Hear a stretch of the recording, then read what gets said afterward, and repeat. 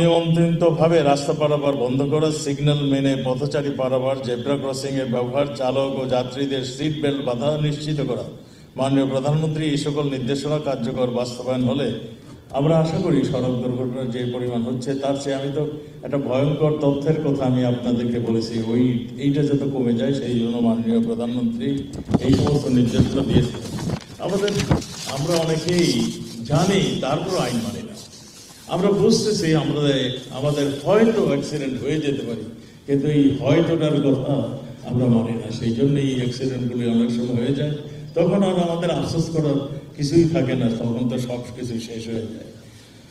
সড়ক দুর্ঘটনার প্রতিরোধে সর্বপ্রথম সড়ক দুর্ঘটনার কারণগুলি খতিয়ে বের করা আবশ্যক। সড়ক দুর্ঘটনার কারণগুলো এখন পর্যন্ত আমরা বুঝতেছি সচেতনতার অভাব। আমি যেটা বলছি, আমরা রিস্ক নিয়ে মানে গাড়ি আসতেছে, আমরা মনে করি পার হয়ে যেতে পারবো, দিলাম একটা দৌড়, কিংবা মোবাইল ফোনটা মানে কথা বলতে বলতে যাচ্ছে।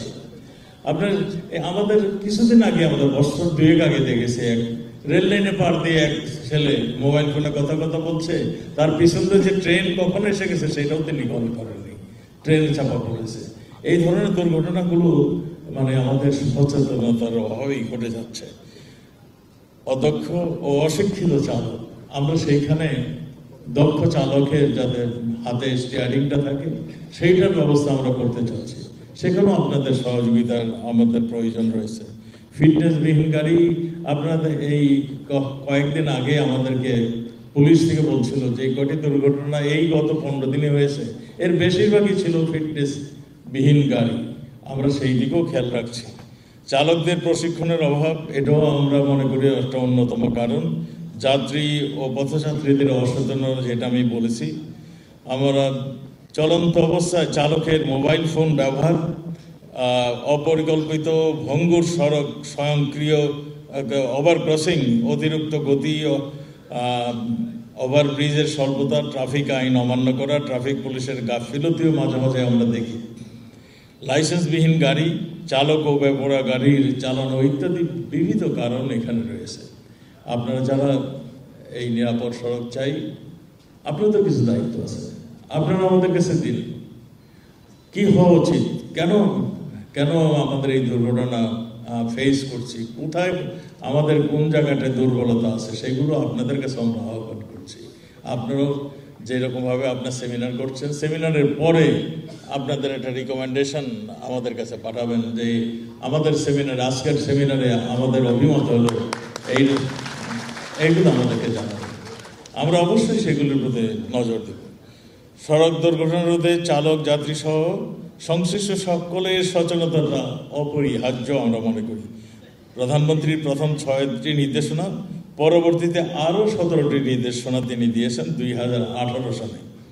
এই সকল নির্দেশনা সমূহ বাস্তবায়নের জন্য সংশ্লিষ্ট মন্ত্রণালয়গুলি কাজ করছে। নির্দেশনাগুলি পুরোপুরি বাস্তবায়নের হলে আমরা আশা করি দুর্ঘটনা অনেক অংশে কমবে। আমরাও কাজ করছি, অনেকগুলি প্রস্তাব নিয়ে আমাদের কয়েকজন মন্ত্রী মহোদয় এবং আমরা এগুলি নিয়ে কাজ করছি।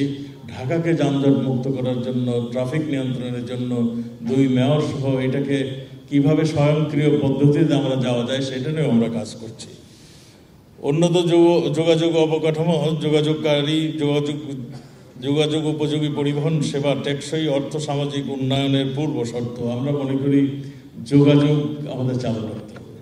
যোগাযোগ, অ্যাক্সিডেন্টের ভয়ে আমরা যোগাযোগ বন্ধ থাকবো সেইটাও কেবল কাম্য নয়।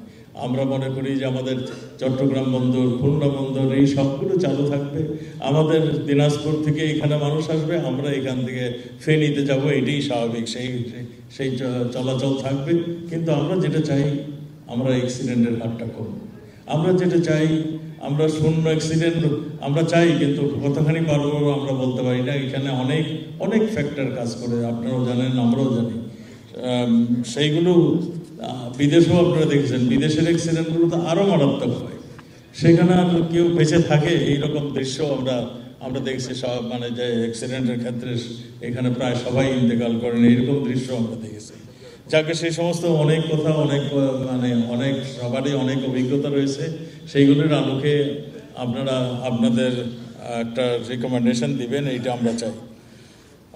আমি বেশিক্ষণ থাকতে পারছি না, আমার একটা বিদেশি মেহমান আসছে, সেই জন্য আমাকে যেতে হবে। আমি আপনাদের এই সম্মেলনটা সাকসেসফুল হবে আমি দেখছি। সমস্ত বাংলাদেশের থেকে আপনাদের প্রতিনিধিরা আসছেন এবং বিদেশি অনেকেই এখানে সংযুক্ত হয়েছে।